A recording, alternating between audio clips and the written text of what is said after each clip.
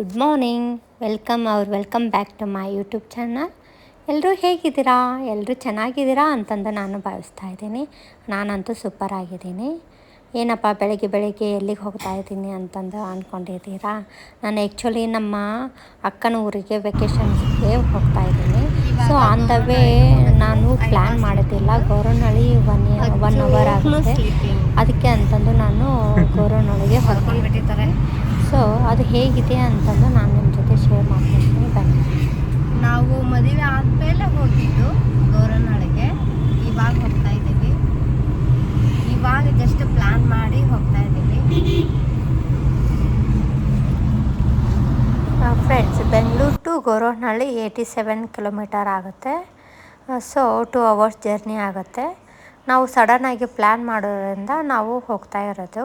ಇವತ್ತು Friday, so may be Friday and Tuesday full rush ಇರುತ್ತೆ ಅಂತಂದು ನಾನು ಕೇಳ್ಪಟ್ಟಿದ್ದೀನಿ ಮತ್ತು ನಾನು ನೋಡಿದ್ದೀನಿ. ಸೊ ಫ್ರೈಡೇ ಅಥವಾ ಟ್ಯೂಸ್ಡೇ ಎಲ್ಲರೂ ಹೋಗ್ತಾರೆ. ಸೊ ಅದಕ್ಕೆ ನಾವು ಫ್ರೈಡೇನೇ ಡಿಸೈಡ್ ಮಾಡಿದ್ವಿ. ನಾವು ಆಲ್ರೆಡಿ ರೀಚ್ ಆದ್ವಿ, ನೀವು ನೋಡ್ಬೋದು ಹೇಗೆ ರಶ್ ಇದೆ ಏನು ಅಂತ ಅನ್ನೋದು ನಾನು ನಿಮ್ಮ ಜೊತೆ ಶೇರ್ ಮಾಡ್ಕೊತೀನಿ. ಬ್ಯಾಕ್ ಸೈಡ್ ಬಂದ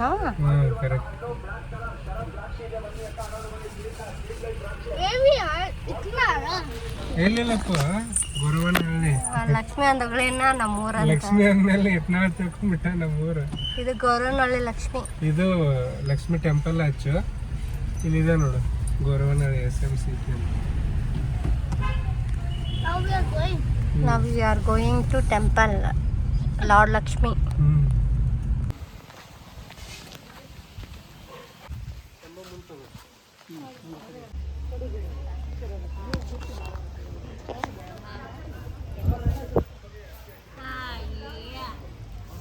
ಆ ಕಡೆಯಿಂದ ಬಂದಿದ್ವಿ ನಾವು ಸ್ಟಾರ್ಟಿಂಗ್.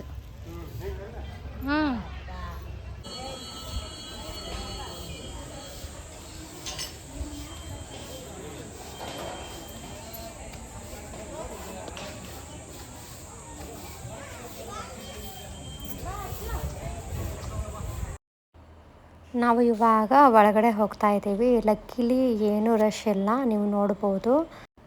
ಆ್ಯಕ್ಚುಲಿ ಗಾಡು ನಾವು ಹೋಗಬೇಕು ಅಂತಂದು ಯಾವುದೇ ದೇವಸ್ಥಾನಕ್ಕಾಗಲಿ ನಾವು ಹೋಗಬೇಕು ಅಂತಂದು ಎಷ್ಟೋ ಸಲ ಪ್ಲ್ಯಾನ್ ಮಾಡಿರ್ತೀವಿ, ಹೋಗೋಕ್ಕಾಗಿರಂಗೆ ಇಲ್ಲ.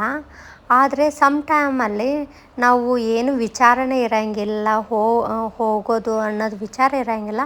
ಬಟ್ ಸಡನ್ನಾಗಿ ದೇವರನ್ನೇ ಕರೆಸ್ಕೊತಾನೆ ಅನ್ನೋದಕ್ಕೆ ಇದೇ ಕಾರಣ. ಯಾಕಂದರೆ ನಾವು ಏನು ಪ್ಲ್ಯಾನ ಮಾಡೋದಿಲ್ಲ. ಆ್ಯಕ್ಚುಲಿ ನಮ್ಮ ಅಕ್ಕನ ಊರಿಗೆ ಹೋಗಬೇಕು ಅಂತಂದು ಹೋಗ್ತಾಯಿದ್ವಿ. ಬಟ್ ಆನ್ ದ ವೇದಾಗ ಸಡನ್ನಾಗಿ ಪ್ಲ್ಯಾನ್ ಮಾಡಿದ್ರು, ಚಿದು ಹೋಗೋಣ, 1 ಅವರ್ ಇದೆ, ಹೋಗಿ ದರ್ಶನ ಪಡೋಣ ಅಂತಂದು ಹೇಳಿದ್ರು. ಫ್ರೈಡೇ ಇದೆ ಅಂತಂದು. ಸೊ ಅದಕ್ಕೆ ನಾವು ಇವಾಗ ಹೋಗ್ತಾ ಇರೋದು. ಸೊ ನಮ್ಮದು ಪ್ಲ್ಯಾನ್ ಇದ್ದಿದೆಯಲ್ಲ, ಲಕ್ಷ್ಮೀ ದೇವಿ ನಮ್ಮನ್ನ ಕರೆಸ್ಕೊಂಡು. ಸೊ ಅದು ಫ್ರೈಡೇ ಇತ್ತು. ಸೊ ಏನೂ ರಶ್ ಇದ್ದಿದ್ದಿಲ್ಲ, ಎಂತೂ ಇದ್ದಿದ್ದಿಲ್ಲ. ಒಳಗಡೆ ಆರಾಮಾಗಿ ಹೋಗಿದ್ವಿ. ನಾವು ಮೊದಲು 2 ಟೈಮ್ಸ್ ಹೋಗಿದ್ವಿ. ಫಸ್ಟ್ ಟೈಮ್ ಹೋದಾಗೆ ಏನೂ ರಶ್ ಇದ್ದಿದ್ದಿಲ್ಲ. ನಾನು ಆ್ಯಕ್ಚುಲಿ ನನ್ನ ಫ್ರೆಂಡ್ ಜೊತೆ ಹೋಗಿದ್ವಿ. ಆಮೇಲೆ ಮದುವೆ ಆದಮೇಲೆ ಹೋದಾಗ ಫುಲ್ಲು ರಶ್, ಅಂದಾಗ ಕ್ಯೂ ನಿಂದಿರಬೇಕಾಗಿತ್ತು. 2 ಟೈಮ್ಸ್ ಹೋದ್ರೂ ಅದೇ ಥರನೇ ಇತ್ತು. ಬಟ್ ಇವಾಗ ಏನೂ ರಶ್ ಇಲ್ಲ, ನೀವು ನೋಡ್ಬೋದು. ನಾವು ಆರಾಮಾಗಿ ಹೇಗೆ ಹೋಗ್ತಾ ಇದ್ದೀವಿ ಅಂತಂದು ತುಂಬ ಖುಷಿ ಅನಿಸುತ್ತೆ ಮತ್ತು ಒಂಥರ ಬ್ಲೆಸ್ಸಿಂಗ್ ಅನಿಸುತ್ತೆ. ನನಗಂತೂ ದೇವಸ್ಥಾನಕ್ಕೆ ಹೋದರೆ ಒಂಥರ ಪಾಸಿಟಿವ್ ವೈಬ್ ಅನಿಸುತ್ತೆ. ಫ್ರೆಂಡ್ಸ್, ಇವಾಗ ಇಲ್ಲೇ ಒಂದು ಲಕ್ಷ್ಮೀ ದೇವಿನ ಇಟ್ಟಿದ್ದಾರೆ. ಸೊ ಇಲ್ಲೇ ನಾವು ಏನೋ ಹೂವು ಹಣ್ಣು ಏನು ತಂದಿರ್ತೇವಲ್ಲ ಇಲ್ಲೇ ಕೊಡಬೇಕು. ಮತ್ತು ಕುಂಕುಮ ಅರ್ಚನೆ ಅದನ್ನೆಲ್ಲ ಮಾಡ್ತಾರೆ. ಸೊ ಗರ್ಭಗುಡಿಯಲ್ಲೇ ಹೋಗಿ ಡೈರೆಕ್ಟ್ ಅಷ್ಟೇ ದರ್ಶನ ಮಾಡೋದು, ನೀವು ನೋಡ್ಬೋದು. ಇಲ್ಲೇ ಕೈ ಮುಗಿಯಪ್ಪ.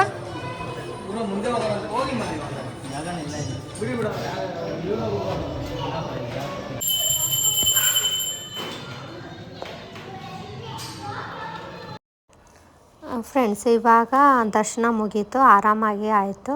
ಆವಾಗೇ ಹೇಳ್ದಂಗೆ ಈಸಿಯಾಗಿ ದರ್ಶನ ಮುಗೀತು. ಇವಾಗ ಮುಗಿಸ್ಕೊಂಡು ಮುಂದುಗಡೆ ಆಂಜನೇಯ ಟೆಂಪಲ್ ನವಗ್ರಹ ಇದೆಲ್ಲ, ಅಲ್ಲೊಂಚೂರು ದರ್ಶನ ಮಾಡಿಕೊಂಡು ಊರಿಗೆ ಹೋಗಬೇಕು ನಾವು. ಫ್ರೆಂಡ್ಸ್, ಇನ್ನೊಂದು ಹೇಳೋದು ಮರ್ತಿದ್ದೆ. ಇಲ್ಲಿ ಏನೇ ಬೇಡ್ಕೊಂಡ್ರೂ ಇಲ್ಲೇ ನೆರವೇರುತ್ತೆ ಅಂತಂದು ನಂಬಿಕೆ. ಎಸ್ಪೆಷಲಿ ಅದು ಮದುವೆ ಆಗಲಾರ್ದವರು ಮದುವೆ ಆಗಬೇಕು ಅಂತಂದು ಬೇಡ್ಕೊಂಡ್ರೆ ಇಲ್ಲೇ ಮದುವೆ ಆಗುತ್ತೆ ಅಂತಂದು ನಂಬಿಕೆ. ಮತ್ತು ಯಾರಿಗಾದರೂ ಮಕ್ಕಳಾಗಿರಂಗಿಲ್ಲಲ್ಲ, ಅವರು ಬಂದು ಮಕ್ಕಳಾಗಬೇಕು ಅಂತಂದು ಬೇಡ್ಕೊಂಡ್ರೆ ಆ ತಾಯಿ ನಿಮ್ಮ ಆಸೆಯನ್ನು ನಿರ್ವಹಿಸ್ತಾಳೆ ಅಂತಂದು ನಂಬಿಕೆ. ಸೊ ನೀವು ಯಾರಾದರೂ ಬಂದಿದ್ದರೆ ಇಲ್ಲೇ ಬಂದು ಕಾಯಿ ಕಟ್ಟಿ ಹರಕೆ ಮಾಡಿದರೆ ಎಲ್ಲ ನಿಮ್ಮ ಆಸೆ ನೆರವೇರುತ್ತೆ ಅಂತಂದು ನಂದೇ ನಂಬಿಕೆ.